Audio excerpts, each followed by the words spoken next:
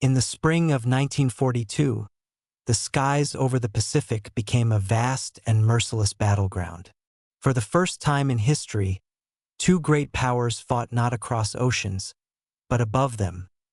Pilot against pilot, machine against machine. From the blue waters around the Solomon Islands to the humid clouds over New Guinea, the air echoed with the scream of engines and the chatter of machine guns.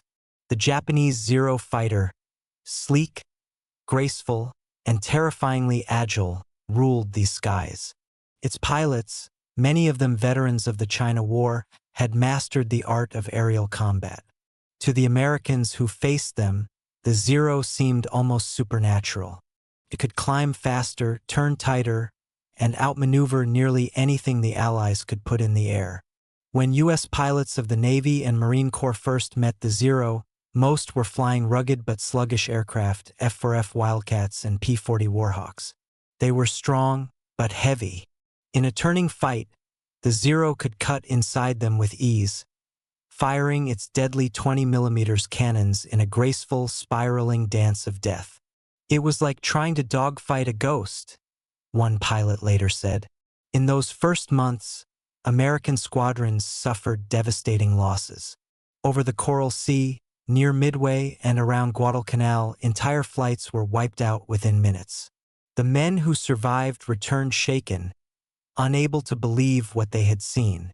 How could this light, paper-thin plane, with no armor and no self-sealing fuel tanks, dominate so completely? Part of the answer lay in Japan's philosophy of aerial warfare. The Zero was designed for range and maneuverability, not survival. Every ounce of armor, every drop of fuel protection had been sacrificed for performance. In the hands of expert pilots, it was a scalpel, precise, deadly, and fast.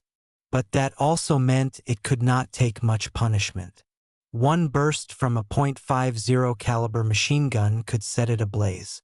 Still, that was little comfort to the men fighting them. Many American pilots entered combat with fewer than 200 hours of flight time.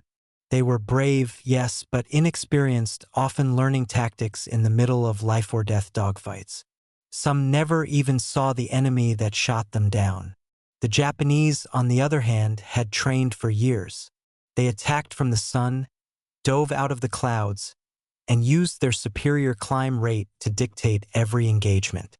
They seemed to know where we were before we did. One Marine pilot recalled after barely escaping a Zero ambush over Tulagi.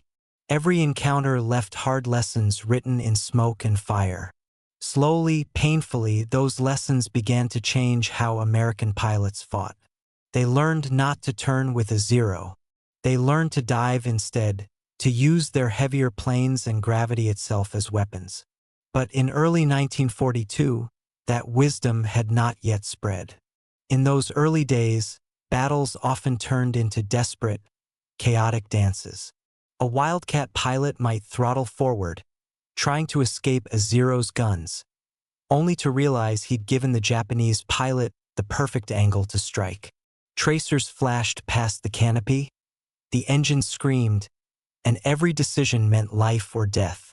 On one June afternoon, near the island of Midway, Lieutenant James Gray found himself alone, chased by two Zeros. His radio was dead. His wingmen were gone.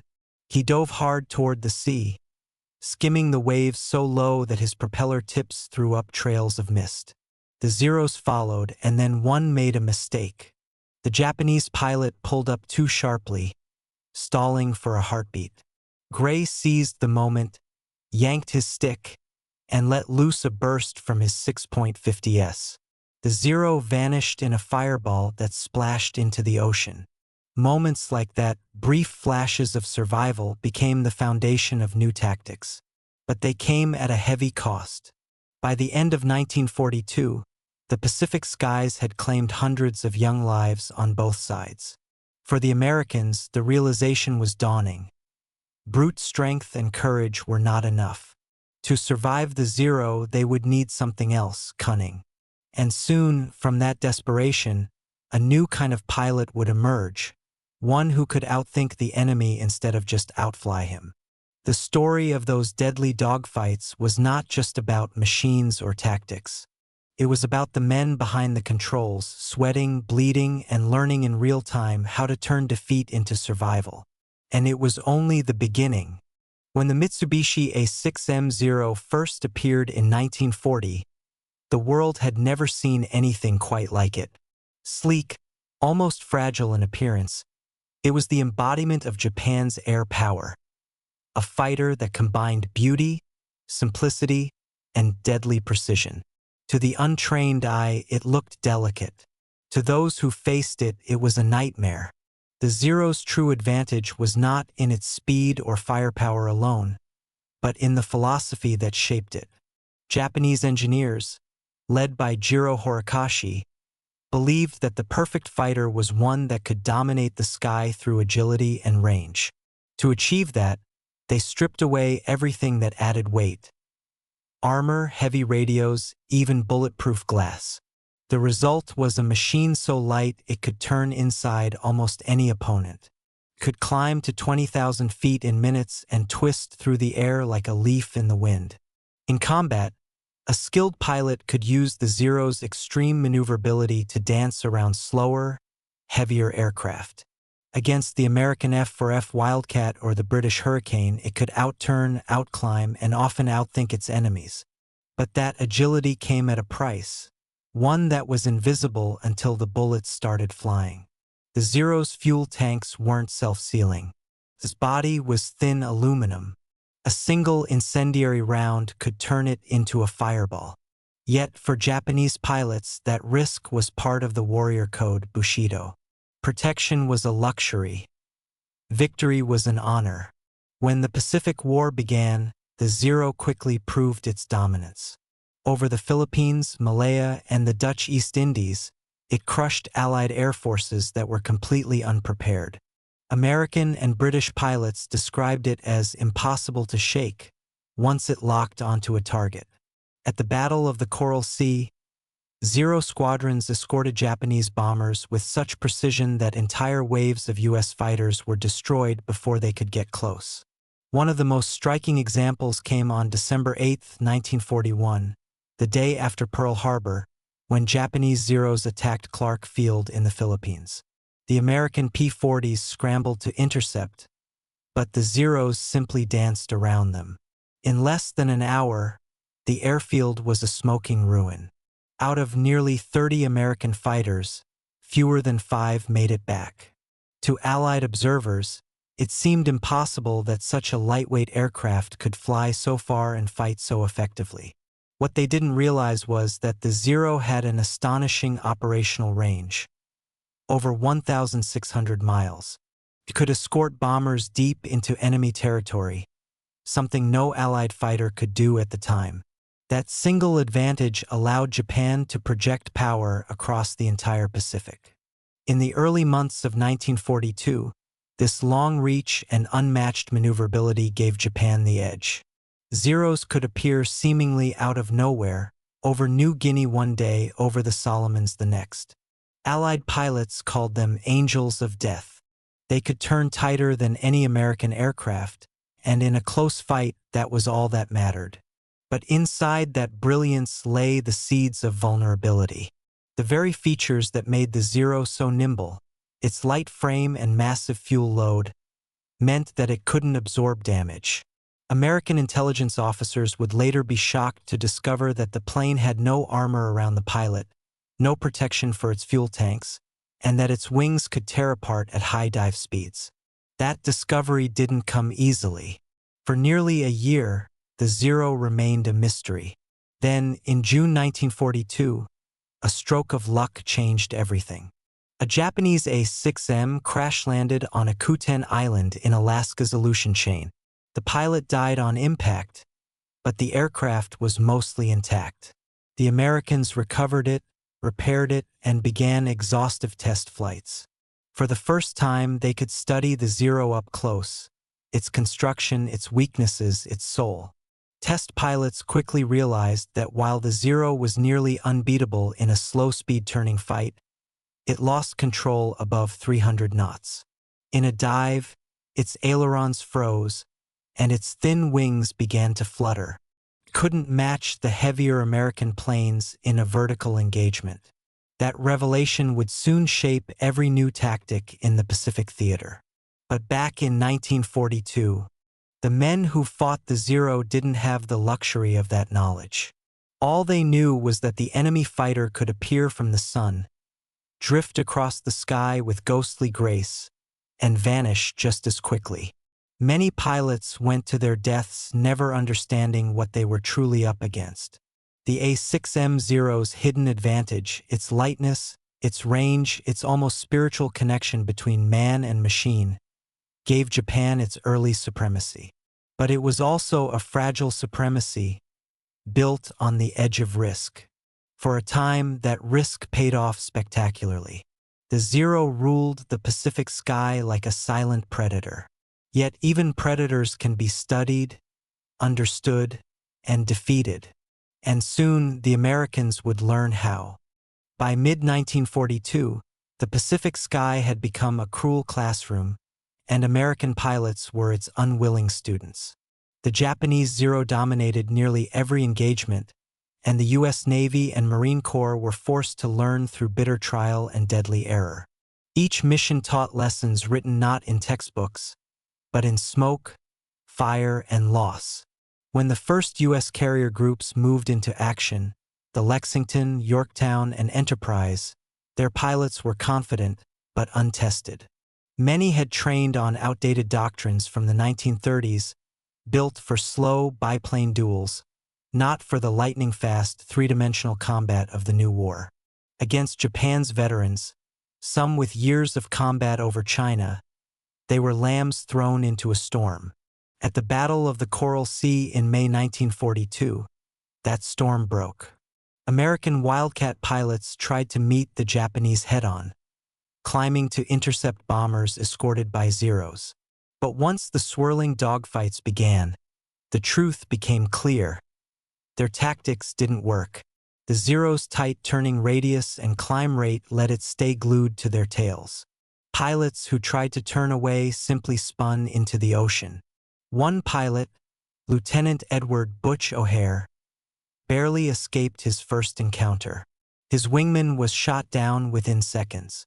O'Hare realized that speed and brute courage weren't enough. The Zero could match both. What mattered now was energy. Whoever managed their altitude and speed best would survive. That realization, born in fear, would later form the foundation of a new American fighting style.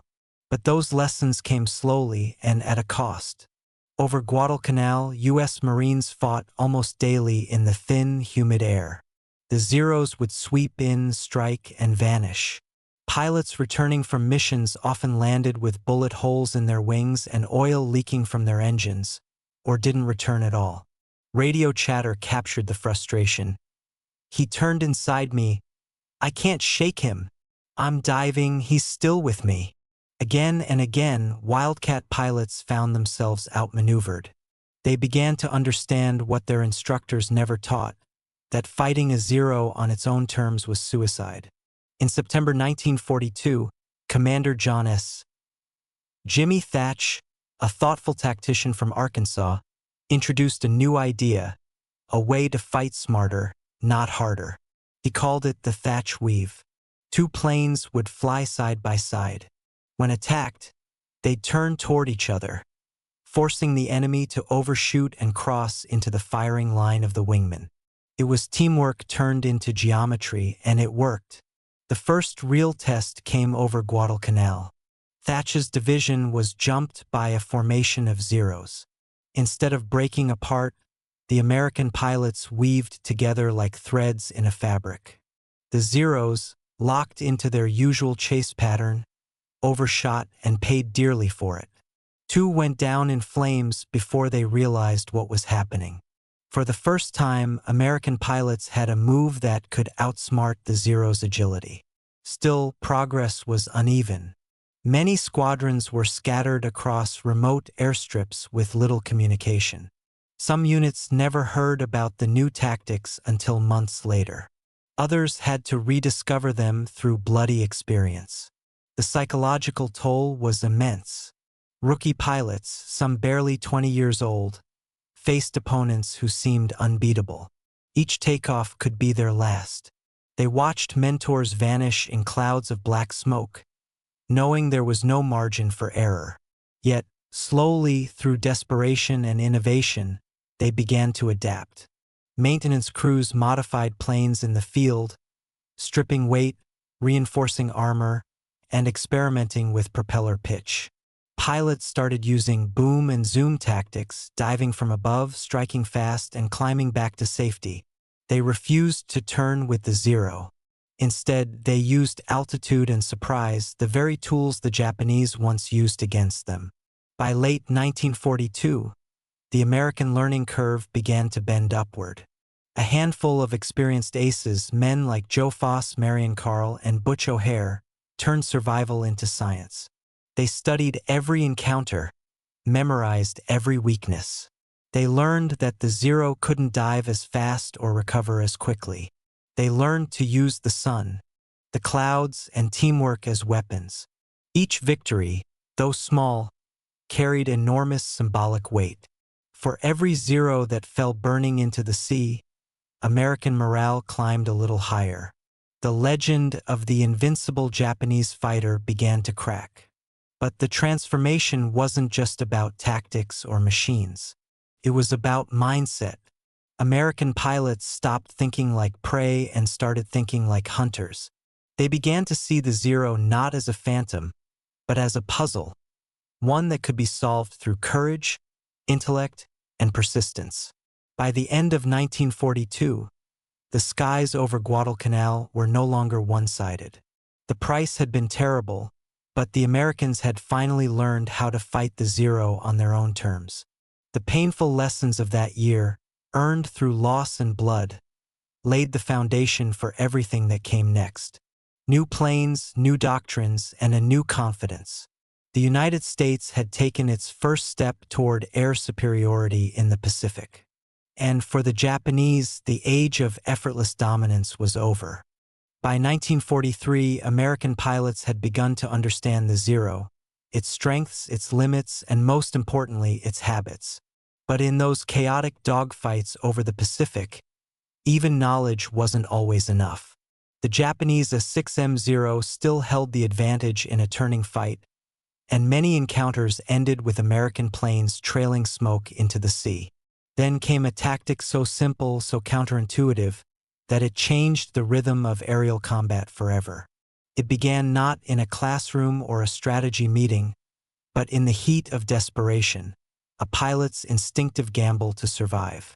That gamble would later be known as the throttle-down trick. In the spring of 1943, over the Solomon Islands, U.S. Navy pilot Lieutenant Commander James Jimmy Flatley found himself locked in a deadly duel with a Zero. They twisted through the humid air, each trying to line up a perfect shot.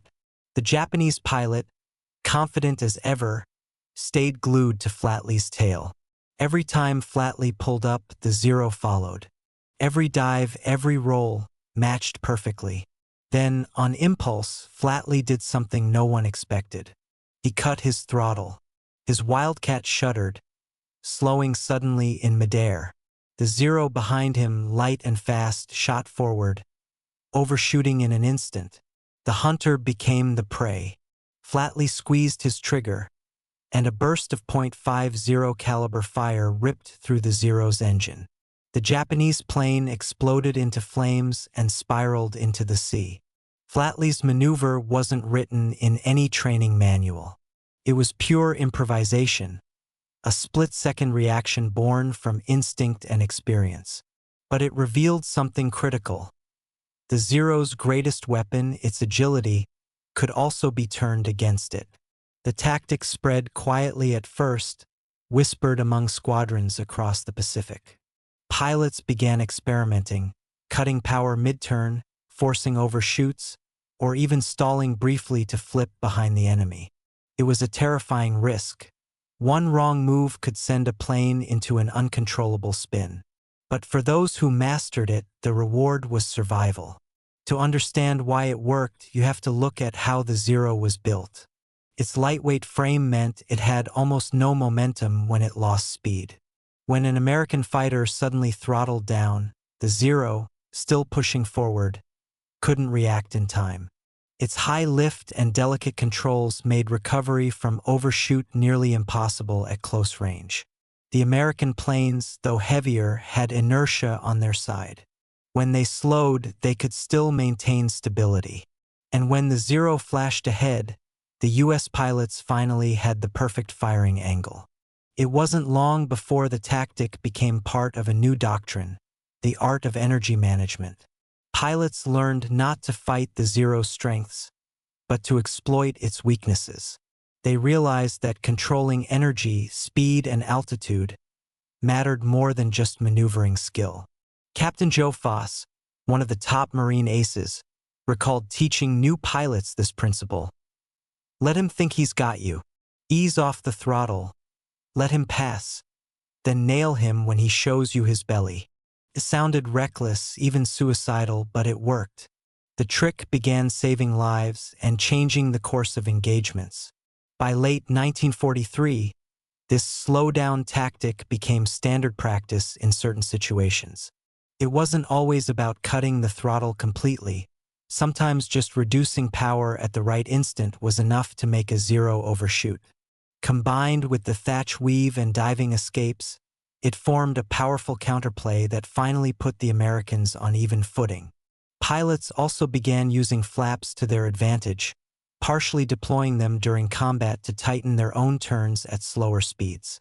That small adjustment, along with the ability to slow down on command, allowed them to lure Zeros into fatal traps. Reports from Guadalcanal, Bougainville, and Rabaul all told similar stories. Zeros closing in too fast, a quick throttle cut, a flash of confusion in the enemy's movement, and then smoke, fire, and another Zero falling into the ocean. One Marine pilot summed it up best in his diary. They used to say never slow down in combat. But out here, slowing down can make you live another day.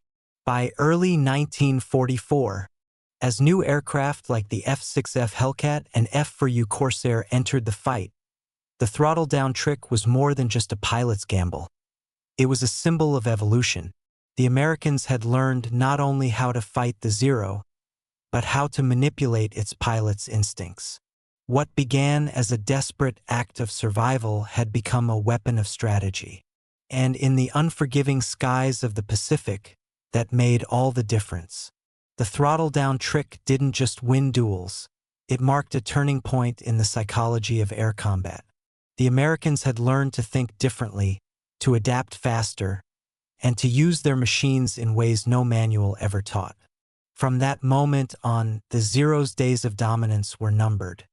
By late 1943, the tides of aerial combat in the Pacific had begun to shift.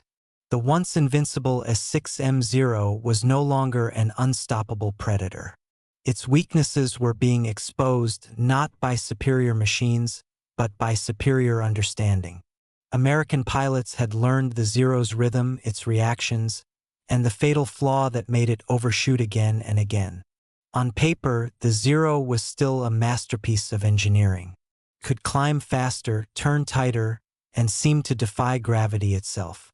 But in the real world, in the chaos of combat, those very strengths could become traps. The key lay in how the Zero handled energy, speed, drag, and momentum. American pilots soon realized that the Zero's incredible agility came from extreme lightness. It weighed barely half as much as a U.S. Wildcat or Hellcat, but that also meant it had no inertia. Once it built up speed, it couldn't easily bleed it off or stabilize its flight path. In a fast-moving fight, that was deadly. When an American pilot pulled the throttle-down trick, cutting power mid-turn or during a defensive roll, the Zero's pilot behind him reacted instinctively, pulling harder to keep the guns on target. But as the American slowed, the Zero's light frame carried it forward too quickly. The speed outpaced its control. In a heartbeat, the Japanese fighter shot past, exposing its belly to the waiting .50 caliber guns. The overshoot happened for another reason too: aerodynamics. The Zero's ailerons, the small control surfaces on its wings, were optimized for low-speed maneuvering. At higher speeds, they stiffened, making the plane sluggish to roll or turn. American fighters like the F-6F Hellcat or P-38 Lightning didn't have that problem. Their heavier controls remained responsive even at 400 miles per hour. So when a Zero dove after a retreating Hellcat and the American suddenly reduced throttle or pulled into a climb, the Zero couldn't adjust fast enough. It was like trying to steer a sailboat in a hurricane. Too much motion, not enough control. These overshoots became the Zero's undoing. Pilots who had once feared its elegance now saw opportunity in its momentum. Lieutenant Commander Jimmy Thatch described it best. The trick wasn't to run from him. The trick was to make him chase you too far. Training manuals began to reflect this new wisdom. Instructors taught rookies that speed discipline was everything. Don't outturn a Zero, they said. Outthink it. Every dogfight became a psychological contest. Who could manage their throttle, altitude, and timing with the most precision? One famous encounter over Rabaul in late 1943 captured this shift perfectly. Marine ace Joe Foss was pursued by two Zeros. Instead of fleeing at full power, he eased back, letting them close in. The Japanese pilots, eager for the kill, dove straight into his trap. Foss chopped throttle again and rolled sharply. Both Zeros overshot, one so close that its prop wash rattled his cockpit. Foss fired a short burst. The nearest Zero exploded. The second broke away in panic. Foss climbed out untouched. Incidents like that were repeated across the Pacific. Reports from carrier groups such as the Enterprise and Essex described a new confidence in American squadrons. They were no longer fighting scared. They were fighting smart. Behind the mechanics of overshoot lay a deeper truth. The Japanese pilots were victims of their own training. The Imperial Navy had built its doctrine around perfect pursuit. Always maintain pressure, stay close, never lose sight. That discipline worked when their enemies panicked. But against calm, tactical opponents, it became predictable. The Americans learned to use that predictability like a weapon. Meanwhile, new American planes amplified the effect.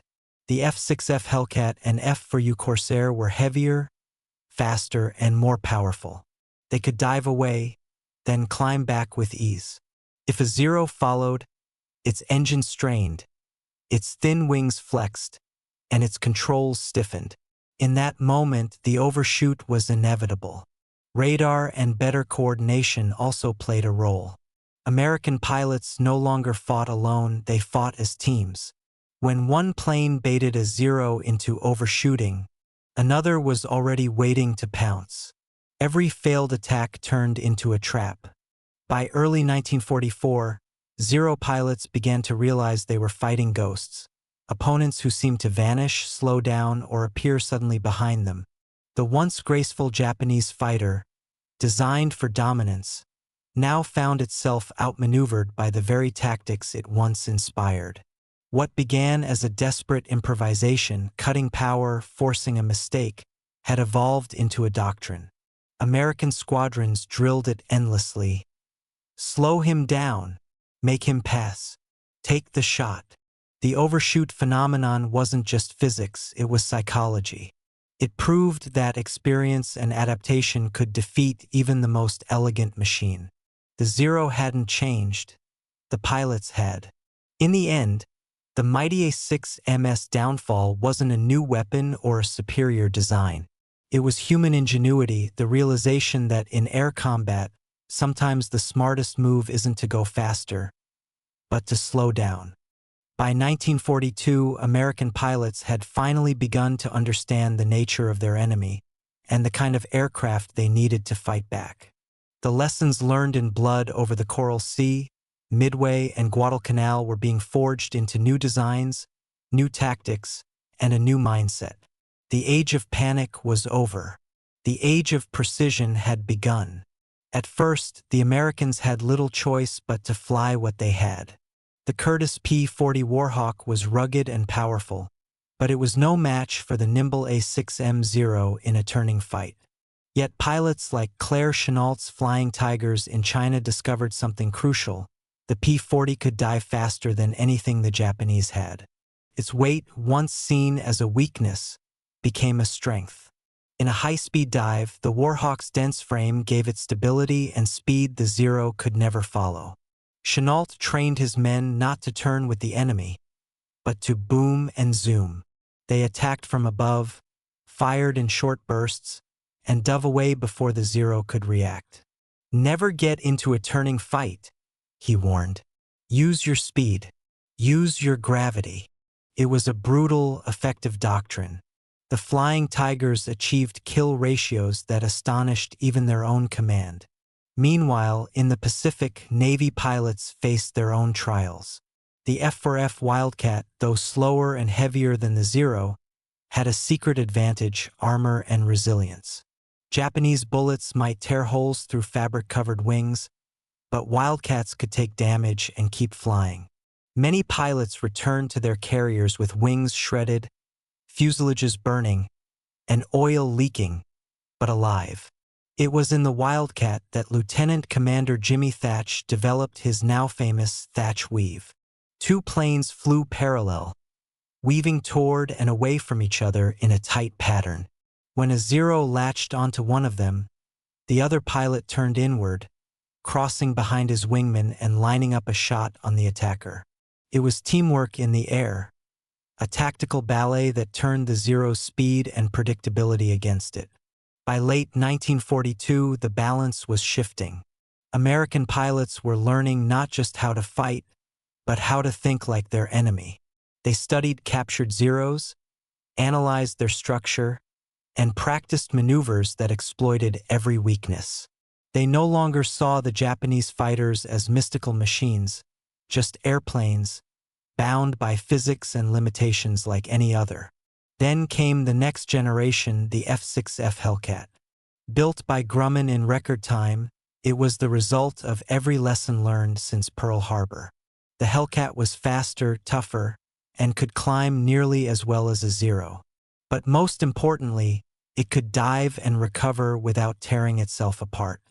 Pilots called it a gentleman's fighter, forgiving, stable, and deadly.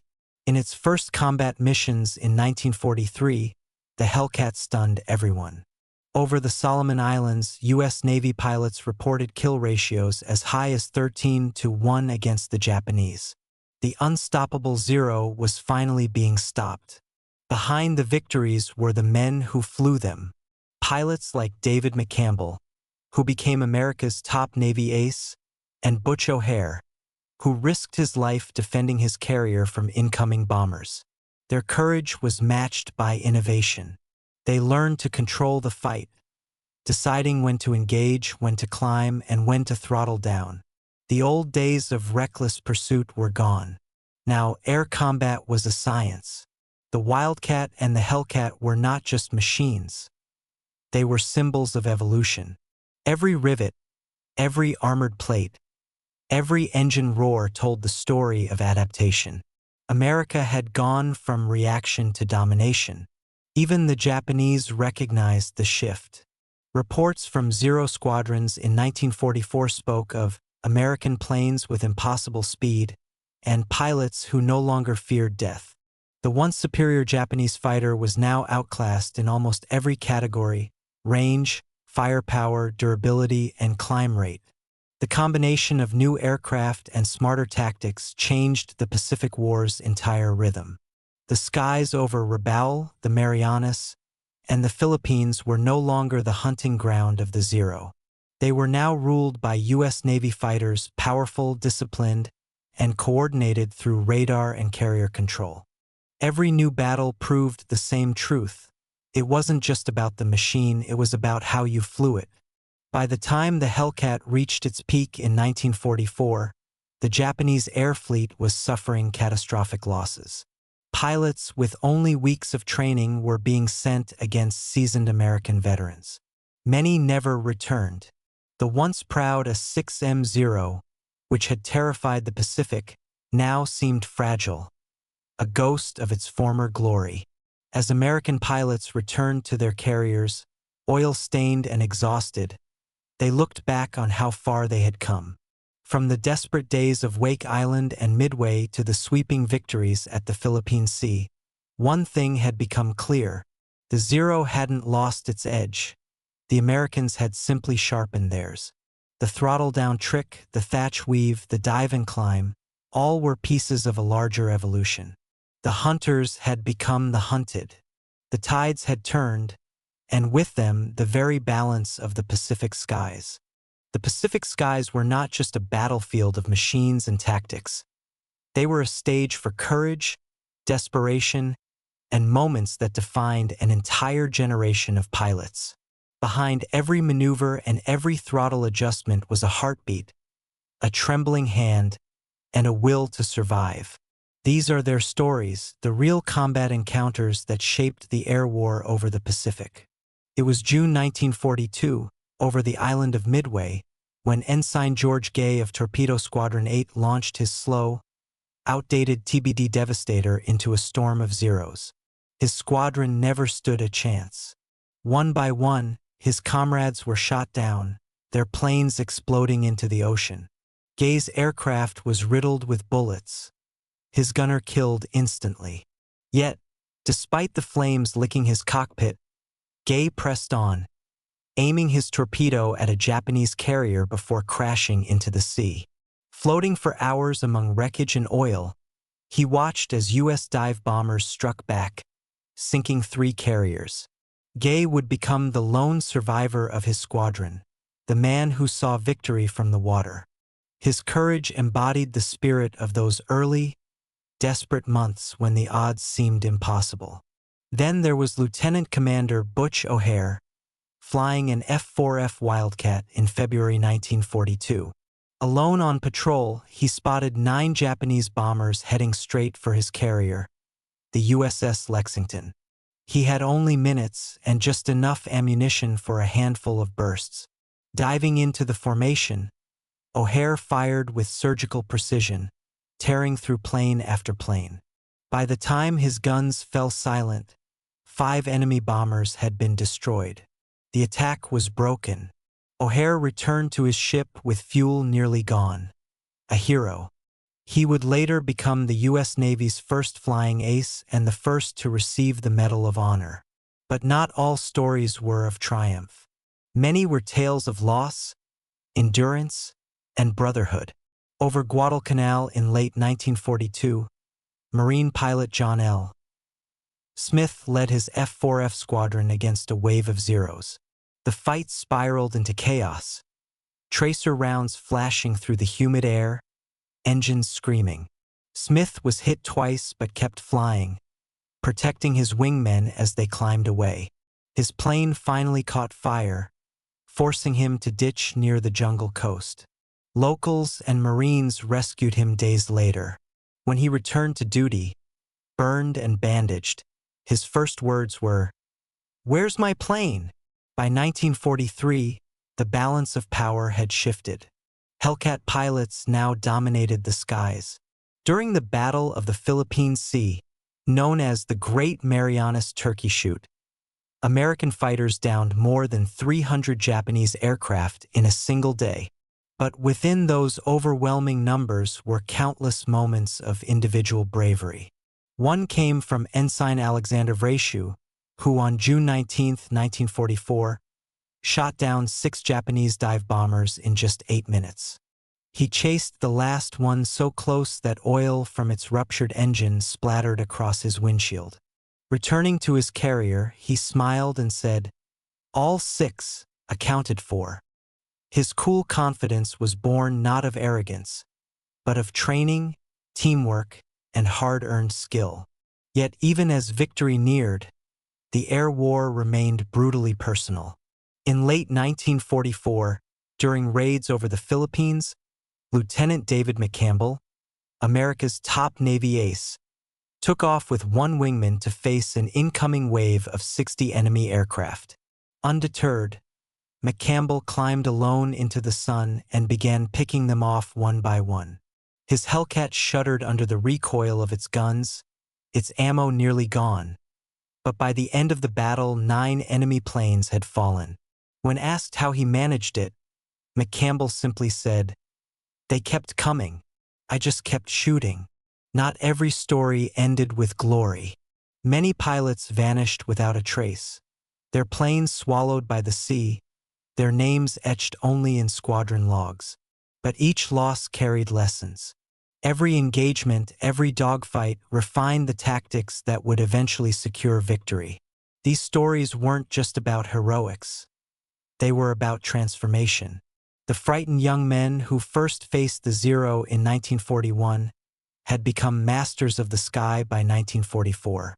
They had learned to use teamwork, patience, and intellect as weapons just as powerful as guns and engines. As the war drew to a close, those who survived carried memories that would never fade. The blinding flash of gunfire, the smell of burning oil, the momentary silence after an enemy went down. Many returned home changed forever, haunted by the faces of those who didn't. When asked years later what victory felt like, one Hellcat pilot said quietly, "It didn't feel like winning. It felt like we'd finally stopped dying." In those few words lies the truth of the Pacific Air War. A story of machines and tactics, yes, but more than that, a story of men. Of courage in the clouds. Of fear, sacrifice, and endurance.